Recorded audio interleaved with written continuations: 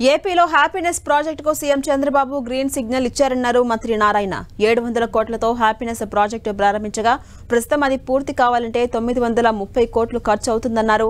Artificial intelligence సిటీగా అమరావతిని తీర్చిదిద్దాలని సీఎం చంద్రబాబు సూచించారని మంత్రి నారాయణ అన్నారు.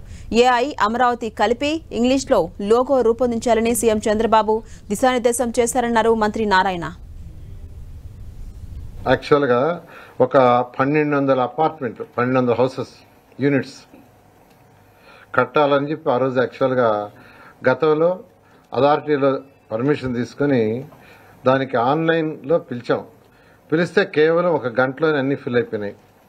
ఒక గంట లోపలే 1200 హౌసెస్ని బుక్ చేసుకున్నారు. అయితే దాన్ని స్టార్ట్ చేసే లోపల ప్రభుత్వం పోవటం, గత ప్రభుత్వం పూర్తిగా దాన్ని వదిలేసింది. ఇప్పుడు 930 కోట్లు అవుతుంది. బట్ ఎవరైతే బుక్ చేసుకున్నారో వాళ్ళ కమిట్మెంట్ని మనం తప్పకూడదు. వాళ్ళ కమిట్మెంట్ ప్రకారం చేయాలా, లేదంటే రేరా కూడా ఒప్పుకోదు. రేరా రూల్స్లో కూడా వాళ్ళు యాక్సెప్ట్ చేయరు. కాబట్టి అది మనం ఇవ్వాల్సిందే. ప్రజలకు మాట ఇచ్చిన తర్వాత మన మీద నమ్మకంతో కేవలం 1 అవర్లో ఒకే ఒక గంటలో అన్ని హౌసెస్ బుక్ చేసుకున్నారంటే మన మీద ఎంతో నమ్మకం ఉంది.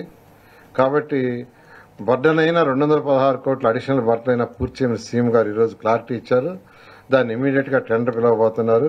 పిలిచి వీలైన తొందరలో అది కంప్లీట్ చేసి ఎవరైతే ఆ రోజు హ్యాపీనెస్ ప్రాజెక్టులో బుక్ చేసుకున్నారో వాళ్ళందరికీ మాట చెప్పిన ప్రకారం హౌసెస్ ఇవ్వటం జరుగుతుంది.